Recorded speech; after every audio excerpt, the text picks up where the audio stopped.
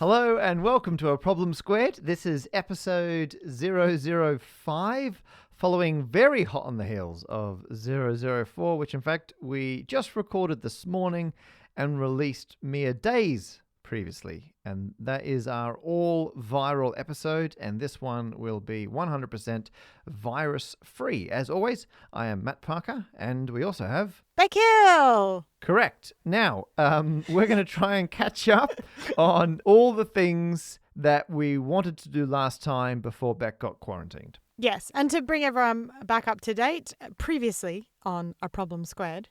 You've wanted to do that for so long. I wanted to do that so bad. Yeah, that's where voiceover Beck comes in. Do you want to hear an ad for tea?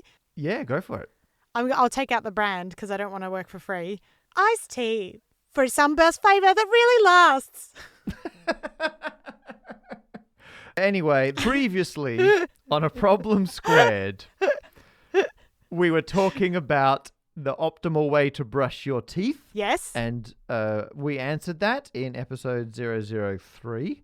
And we've now got a response from the person who asked us about their problem.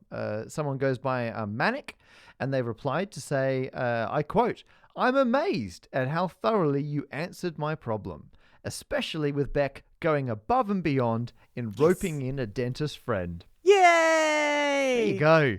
Officially, someone sent in a problem. We solved it. I'm going to take partial credit. And they've now confirmed they were happy with the solution. And that's the podcast in a nutshell. That's the service we provide. One fewer problem in the world now. And that's why we're here.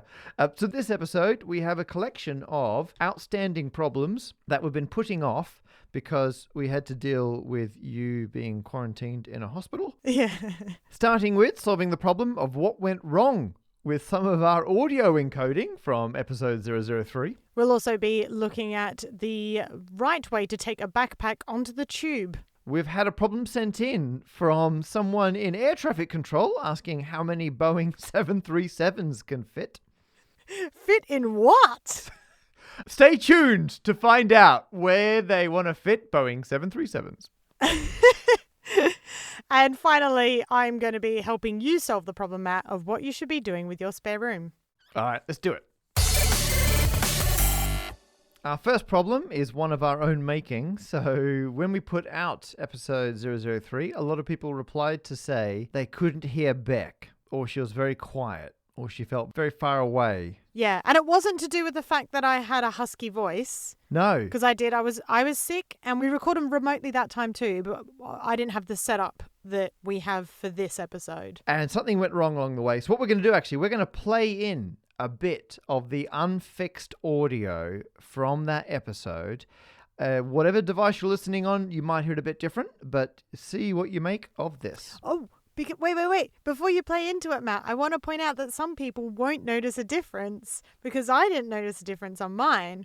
So some of you are going to hear this and it's going to sound fine. I'll sound a bit sick, but the sound will be fine. Normal. Okay. For others, I'm going to sound really quiet and far away.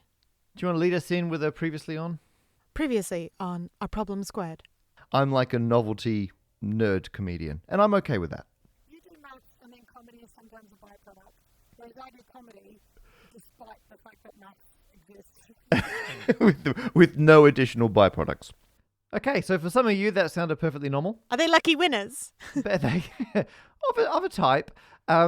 It sounded to me like you were distant, like you were in a different audio space. That's because I don't like you. Well, I wasn't trying to take it personally. It sounded like you'd separated yourself from where I was in the recording. And not like in a slightly panned left or right job, just in some people said you sound like you were phoning in from the International Space Station. Oh, yeah. And we don't have enough Patreon supporters yet for that kind of extravagance.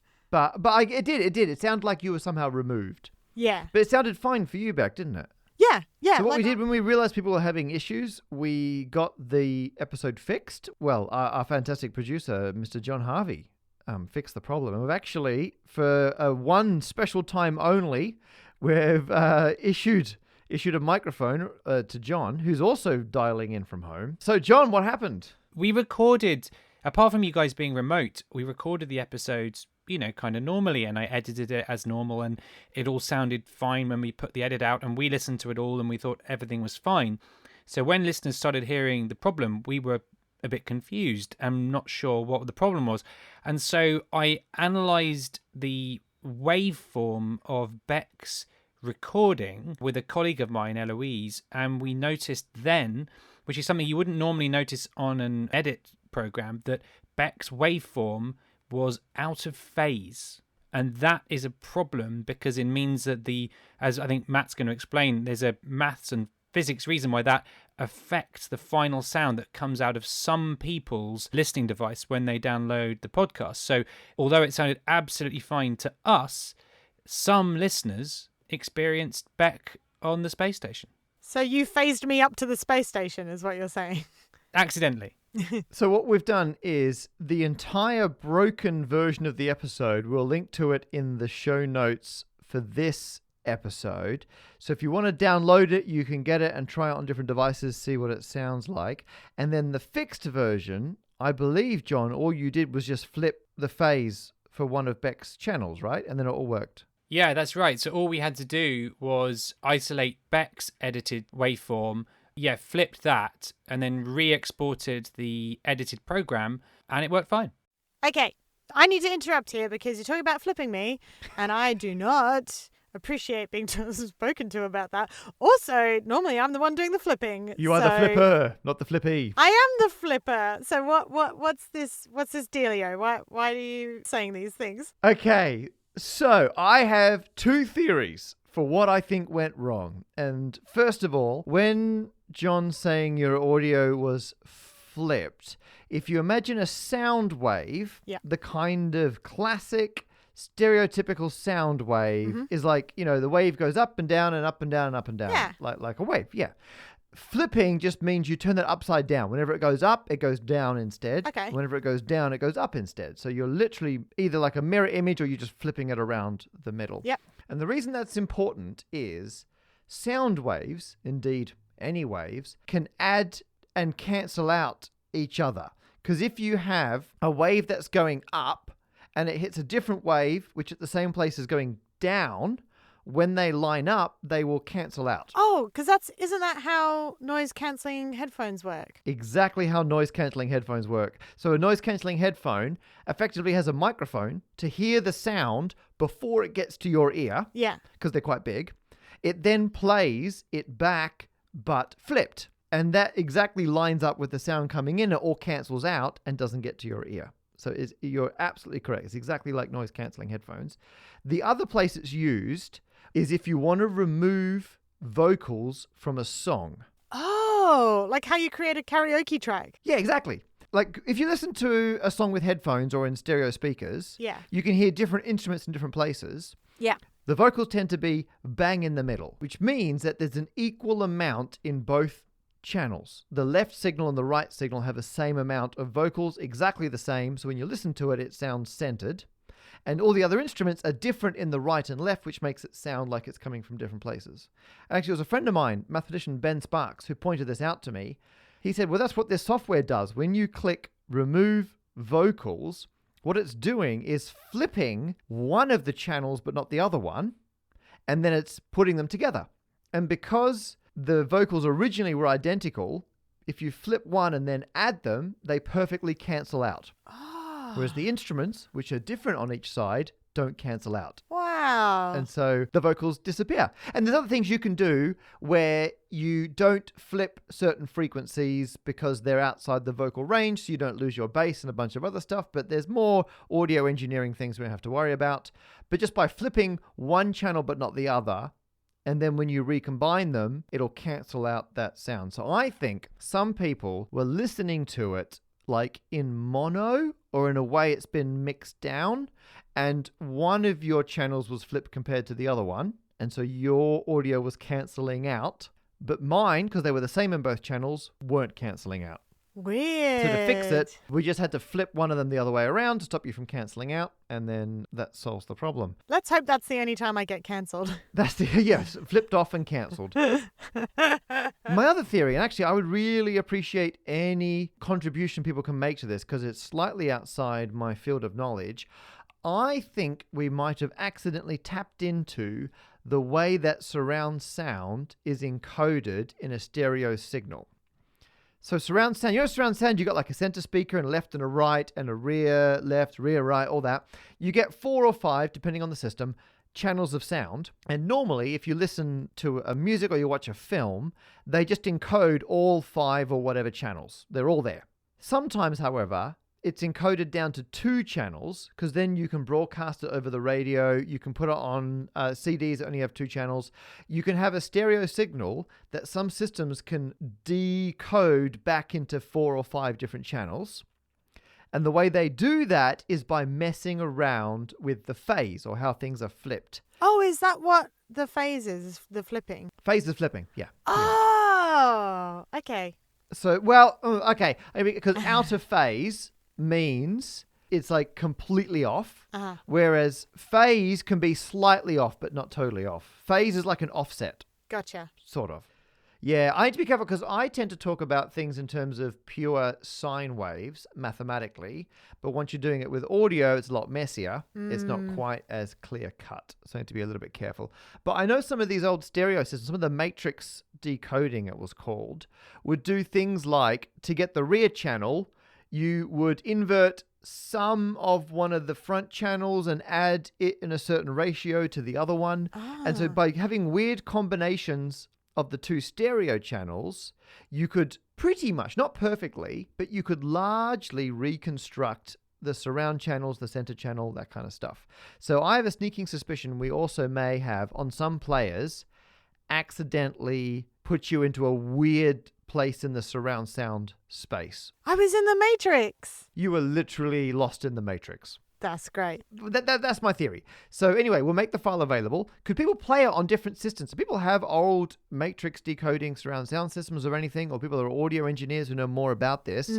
I've kind of exhausted my research. I would love to hear from other people what they think happened. So I think in terms of fixing the problem of the audio, that was solved. That's solved. And that was you, John. Well done, John.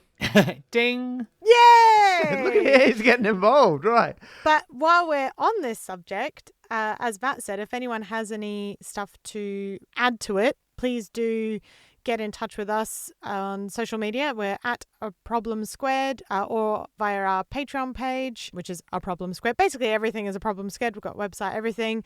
I'm going to add in an extra problem for the listeners if anyone's able to answer this for me. As some of you might know, I do stuff with these flip charts, and one of them is a song by Edith Piaf called Non Je ne regrette rien. And sometimes when I'm at certain venues, usually ones with a smaller desk, sound desk, when I plug that in from whether it's a phone or an iPod or laptop or whatever, sometimes the instruments come out fine, but her voice is really warbled. It sounds like she's singing from underwater. That's interesting. So she's not been removed, but it sounds like that. Can we provide a link to that file? Yeah, we can. So I'm sure it's probably something to do with this phasing / flipping stuff and to do with mono and stereo. But I'd really like to know what is causing the problem, because there's been a few times where whoever's teching has been able to fix it and I don't know what they do. And a lot of the times in the places where that happens, there isn't an actual technician. So what would I need to do in order to fix that? That's my problem for the listeners. Love it. Okay, so we've solved one problem and we've got another one for our listeners. Yeah. Get on to it. We have a problem sent in on Twitter from Bridget B., who is, by their own words, a 3-time listener, first-time questioner, or I guess problemer. And they say, if you're on a crowded tube train, so that's like the subway in London, with a backpack, where is the best place to put it? On the floor, people assume it's a space to stand in. That's true. That's happened to me. Mm-hmm. In my hand, it lurches into people. Mm-hmm. And that, I guess, depends how tall you are.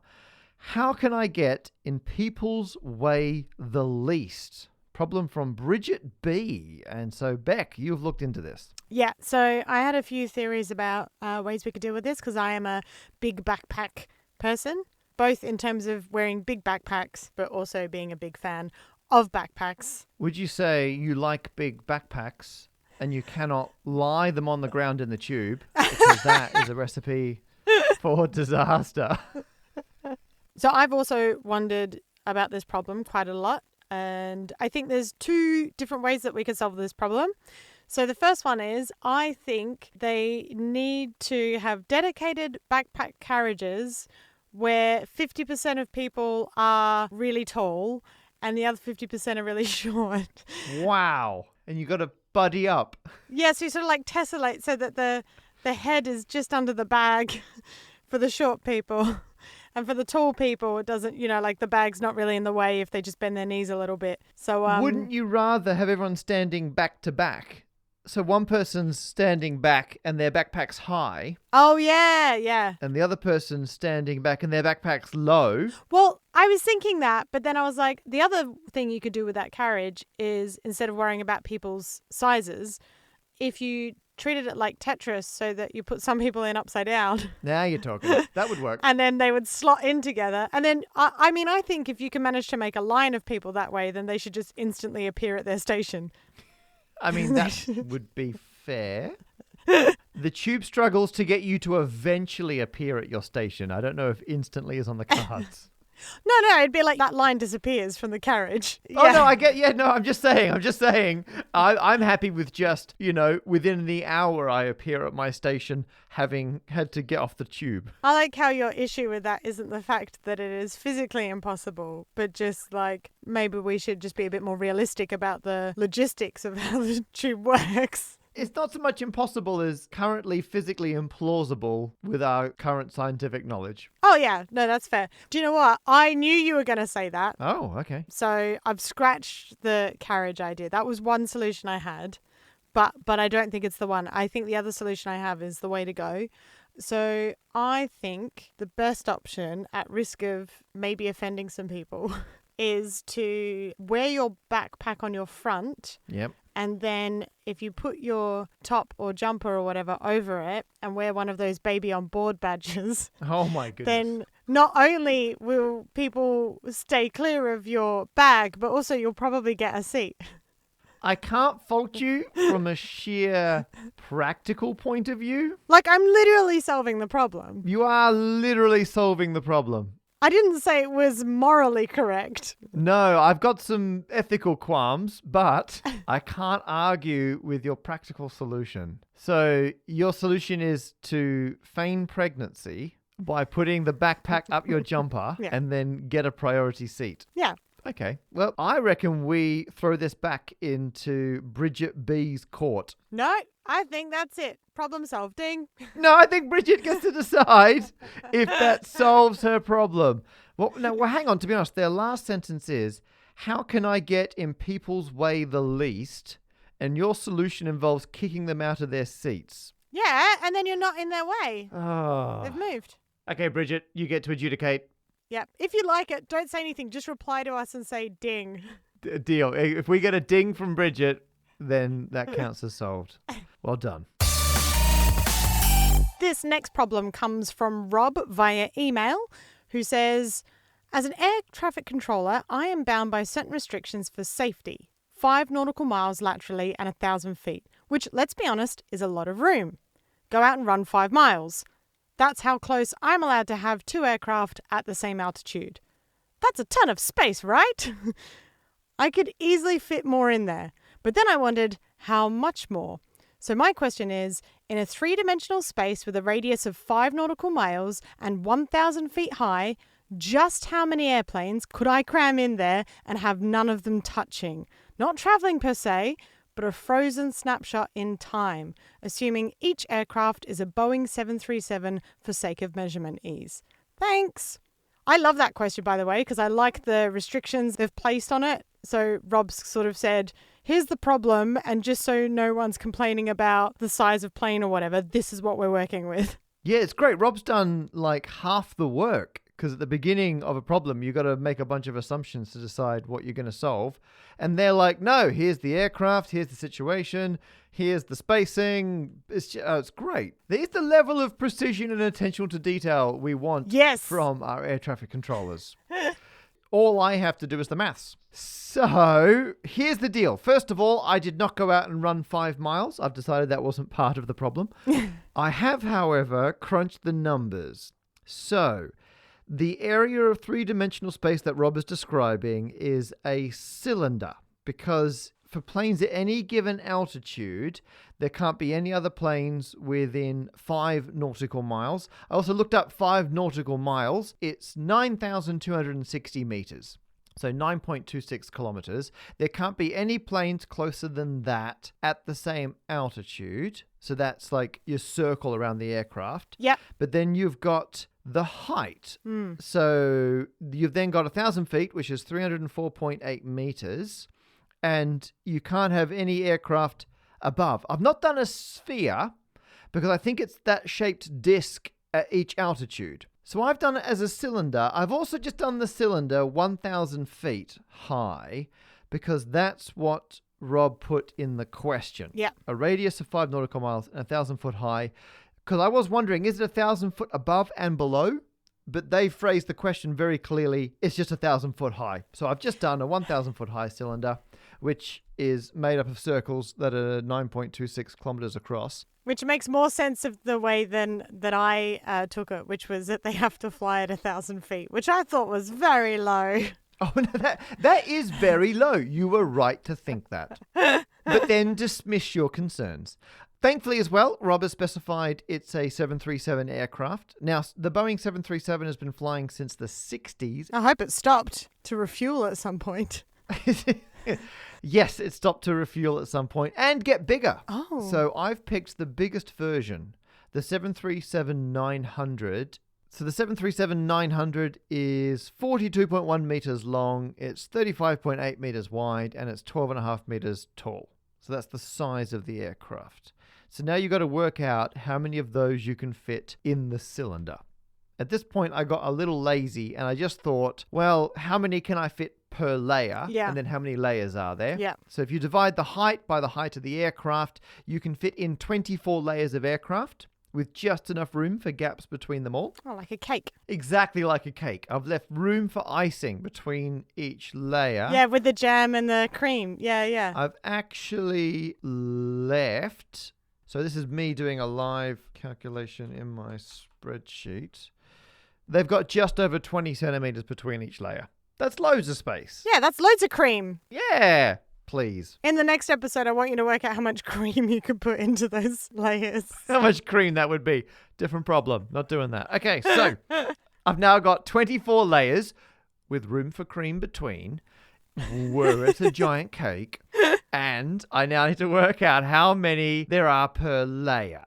So the long bit in the middle of each circle, because if you just had a big long row of planes like across the diagonal of the circle, you could work out how many you can get by just spacing them out. Mm-hmm. And you actually get 438 along that line from beginning to end. Is that all facing the same direction? All facing the same way, although it doesn't matter if some of them were facing directly backwards, as long as they're like the longest way lined up down the line. Mm-hmm. So it's just plane after plane after plane all the way down.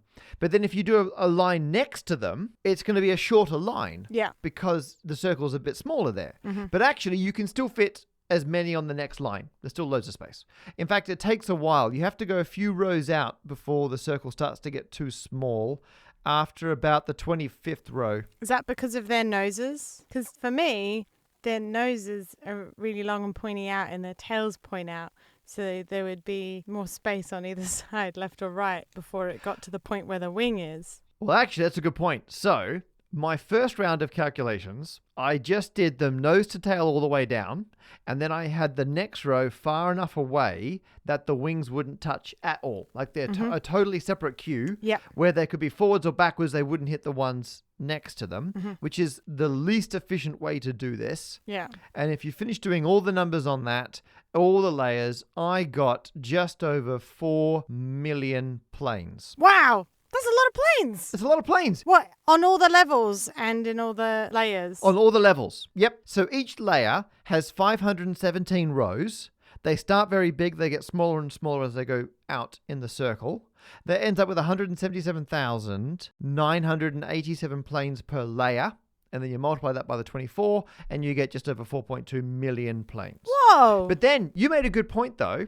that, what if you tucked the wings in? Like, what if you interwove the rows so the wings of one row went behind the wings of the one next to it? Like a zip. Like a zip. Yeah, perfect. Yeah, what if you interlace and zip together or... Yeah. So I did a rough calculation on that. It's not perfect, but I kind of assumed you could fit all the wings in, and the number goes up to 6.3 million planes. Wow. So you could fit, by my rough calculation, 6,334,728 Boeing 737s in the same amount of space where you're only allowed one, which now feels very inefficient. But that's assuming they're all going the same direction in this snapshot. Yes, you're absolutely right. So could you potentially fit more in if you tessellated them? Oh, definitely. Or if you had some of them going vertically, like what if you shuffled them around a bit Oh, yeah. and got another plane coming in this way.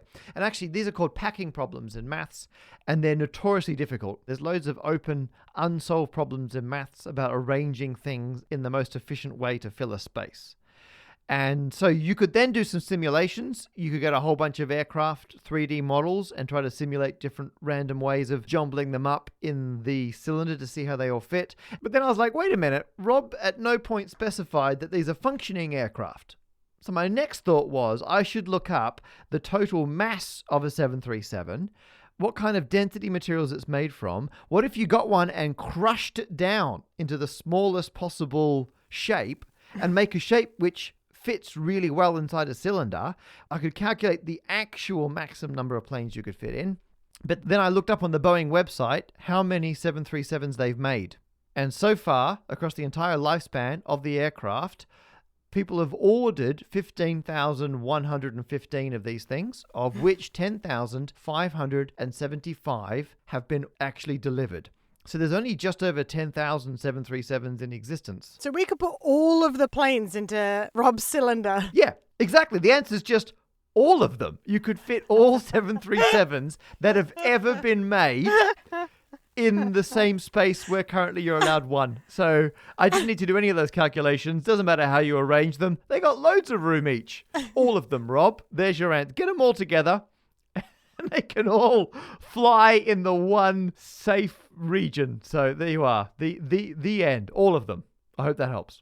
I think that's definitely a problem solved. Thank you. Ding. I have a problem for you, Beck. Yes. So, in my house, I have a spare guest bedroom. All right, show off. And I know it's pretty special. It's reasonably new. We bought a house that required a lot of work. And in the process of fixing it up, we designated one room the spare guest bedroom. Mm-hmm. However, it's still pretty blank, I guess, underdeveloped. Blank/storage. I've stayed in that room. Well, exactly. And it was very comfortable. Thank you. But it was also clearly a room where the things go that you don't know where else they go right now. That's also very true. Now, it's got a sofa bed in it, which is very comfortable. Very comfortable. Yep. It's also got like a temporary wardrobe for overflow clothes. It's got a pile of boxes in one corner. And then it's got a few amenities for the guest. My problem for you is, what do I need to do? What do I need to add? What has to happen to make that the perfect guest bedroom for people who stay over? And just to recap, currently, bedside table with a lamp, and it's got USB power outlets built into the wall socket. And then that's it. So can you help me out? And the bed. And a bed. So, yes, I can help you out. The first thing I'm going to say, which seems like a no-brainer, but if it's going to be a proper guest room, get rid of them boxes. Okay, yeah, get rid of them boxes. Yeah. I think if we're talking, when we say spare guest room, are we talking like the quality that you would expect if you were like Airbnb-ing someone? Or are we talking like when you go home to see your parents? I want it to feel like people are welcome. So when they get in the room, they're like, we're not imposing. Like the room is obviously here. They've not had to, sort out a whole special room. The room is here and functional, and we're not getting in the way. We're very welcome to stay, but not that we've gone, unnecessarily above and beyond. So you're right. There is a pile of boxes in the corner. Just for the record, one pile of boxes, which you are correct. We can move that up. What type of guests are you expecting? Close friends and family or acquaintances? It is almost overwhelmingly close friends and family. The ages range from, it's always kind of young adult through to probably people in their 50s. Not that we're ageist, older people are welcome. It just hasn't occurred yet. And we've not had a family with kids yet. All right. But we do have my study, and we've got like inflatable mattresses for overflow kid storage. Okay, these are good things to know. And my final question before I go any further is how long would you say the stays are that you're expecting? Obviously, bearing in mind that occasionally there might be emergencies or whatever, but Exactly. the ones you're expecting, how long on average do you think those stays will be? The vast majority are a single night. Every now and then we'll have someone for like a week. But normally it's like a working week if it's a colleague who's like over from like a Monday to Friday. All right, cool. Well, those are good things because the reason I asked that last one is because if you're expecting people to stay for a few nights or more, on average, you'd probably want more space for them to hang things up or fold things up. But if they're only staying for like a night or two, most people are probably just going to live out of their suitcases. So the good news is you don't have to start investing in more cupboard or drawer space. Few. Sounds like what you've got is going to be fine. We could, yes. on that note, we could clear up a bit of hanging space in the temporary wardrobe, which is largely holding coats and jackets and suits and stuff. Yeah, I think creating just a little space where someone can have it as their own is always a nice thing, regardless of where you are. And on that note, what I also did is I asked my followers what their favorite thing about their bedroom is to find out if there is a common answer of things that should be in a bedroom. Oh, that's a great idea for research. Would you like to have a guess at what the number one thing was in that list? Favorite thing in the bedroom? A comfortable mattress. Yes. Correct. Really? Hey! I'll also expect a bed. Okay. That was by far the most answered one, which seems like the obvious one. And for that reason, I wouldn't have said bed. I would have felt like that was a given, which it already is. You have one in the room and it is very comfortable. I will attest to that. Oh, good. So you're sorted for that. The second most popular was a toy. A toy? Huh. There's a lot of people that had a cuddly toy or a figurine or something they were given, but something that I would classify as a toy because it's either there for decorative or comforting purposes. Two of those things were for, let's say, other purposes, but I would still classify them as toys. Yeah, toys, technically.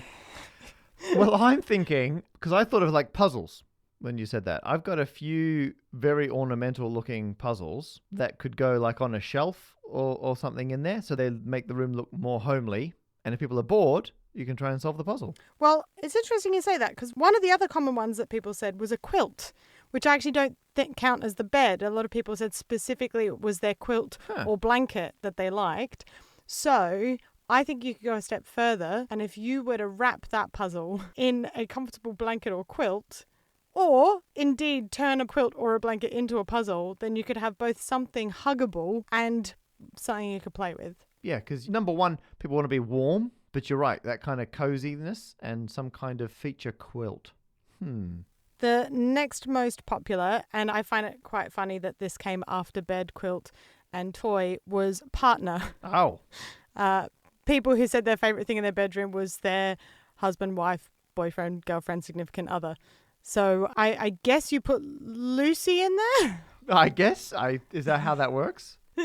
I find the opposite when you're staying somewhere else. It's nice to have a bit of space that's your own. Like a place you can go and not have to interact with people for a little bit. But then, that varies from person to person. Well, then the other one after that was a pet. Oh. And I won't look into the mental thing of the fact that pet and partners came quite closely in this. But yeah, pet. Well, the majority of the pets were people who said cats. Right, yep. Like loads of them said cats. And then a couple of people said different types of pets. So I added them because I was like, they're all pets. I think I did also 2 people said they're kids. And I think I added that to the pet pile as well. That counts as a pet, yep. That's true. If I'm staying at someone's house and they've got like a pet cat or something, that's pretty exciting. Yeah. We need to get a pet. We haven't got a pet. That's the problem. What if I just befriend like a neighbor's cat? Yeah, just like leave little treats in a line Yeah. all the way up to your spare room. Let me just get that down. Steel cat. Got it. All right, next. So most of the other answers I got were all quite specific and I couldn't really link them with other answers. Some favorite ones, someone said a spider, which they don't count as a pet because it's just the spider that lives in the room and catches all the flies. I thought that was quite cute. Someone said their Star Wars pillowcase, which was just so specific. I didn't want to combine that with any others. That's uncategorizable. Yeah. The other one was a Picasso butt. It's a print of a picture of a butt that Picasso did, Wow. which obviously I like. And we got two people who do not know each other answering this, one of which actually included pictures. I think the other one was saying it as a joke, who, when I said, what's your favorite thing about your bedroom, said their Beck shrine. Right.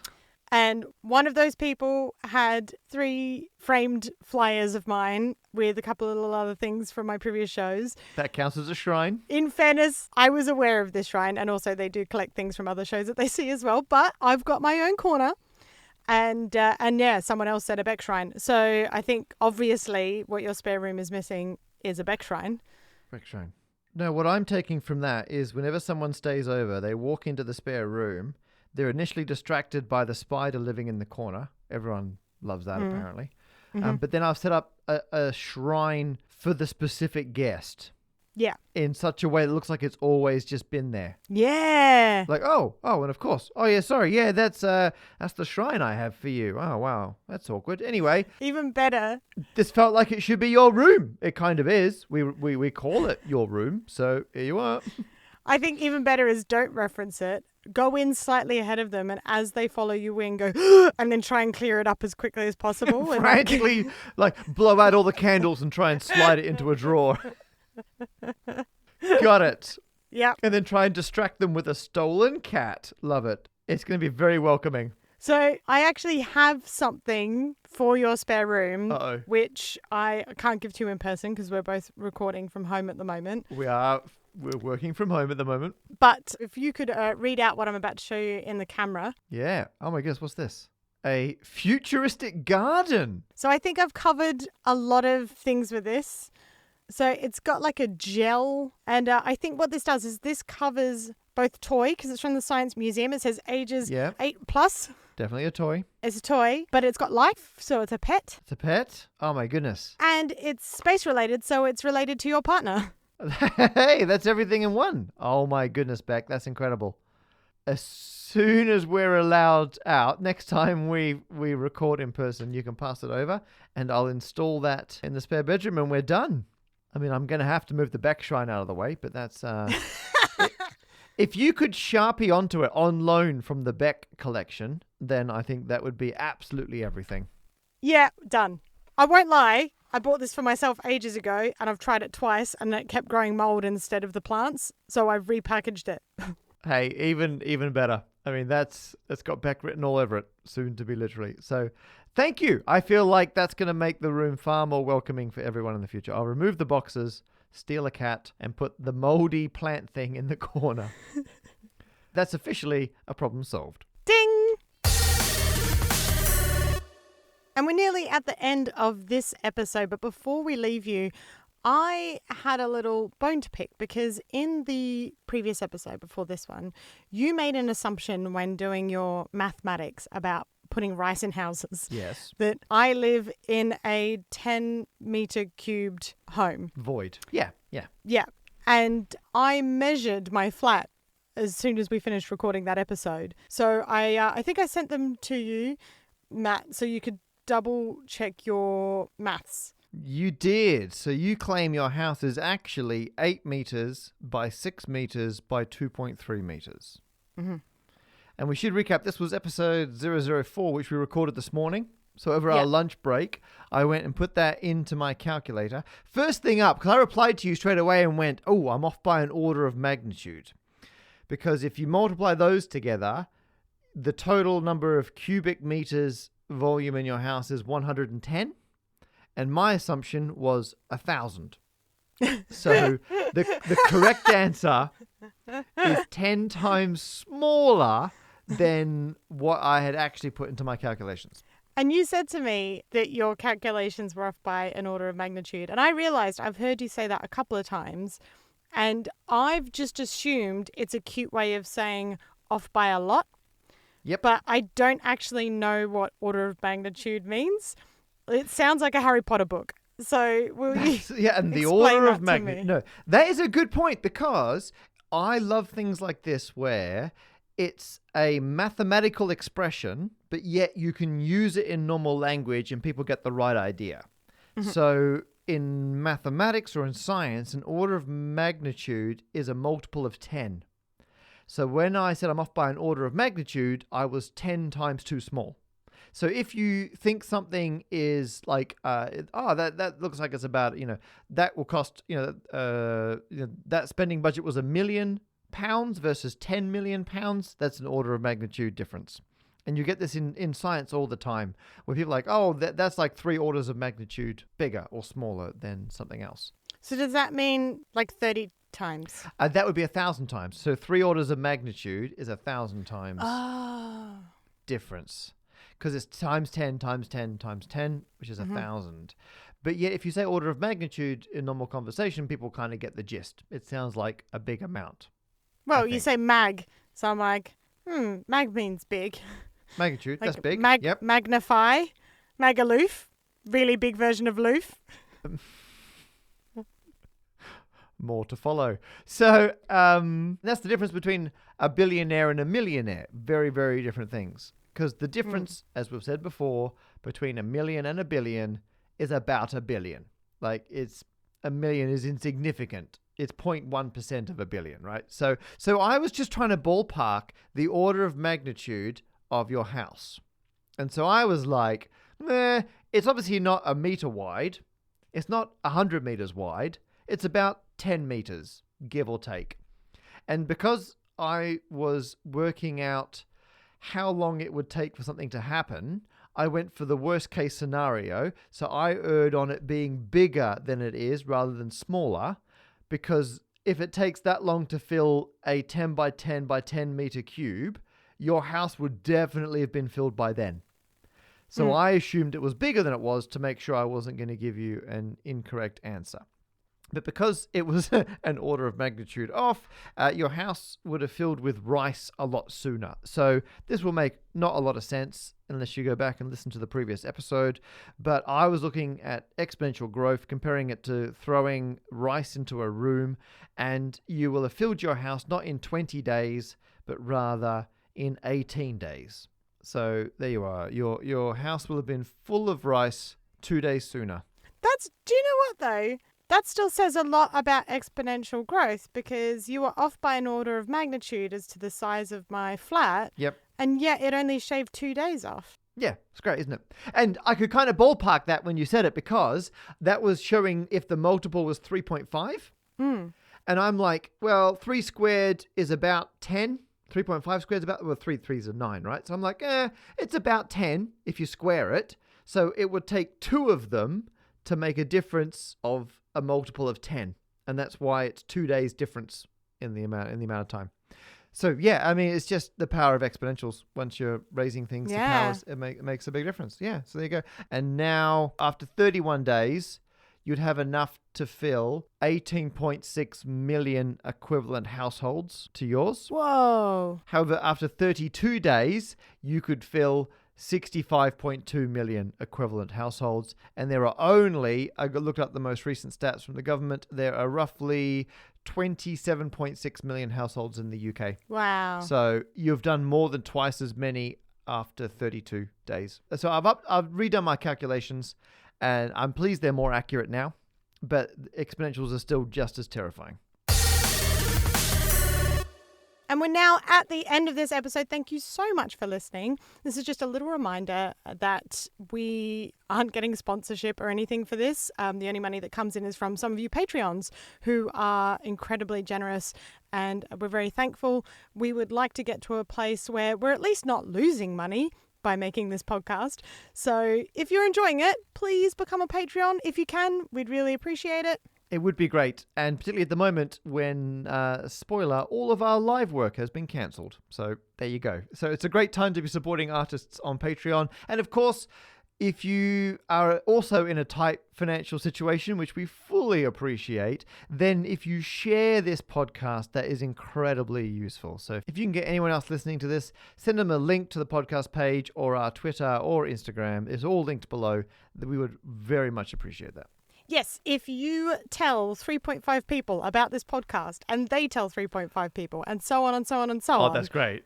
Actually, if we did that, we would have the entire population of the Earth listening to A Problem Squared in 18 days. Wow. In fact, if the transmission rate was only 1.5, put that in my spreadsheet here, then so you've only got to convince half a person to listen to this podcast. And if everyone does that, the whole population of the Earth, 54 days.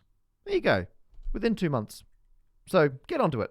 As always, we are looking for problems for future episodes. So if you have a problem for A Problem Squared, hit us up on social media. That's at A Problem Squared. Or tell us what your problem is in a review for us on Apple Podcasts. Reviews are really useful. So if you want to just make that a 5-star review while you're at it, why not? And you can also ask us questions and give us problems to solve on Patreon. Bye. Bye.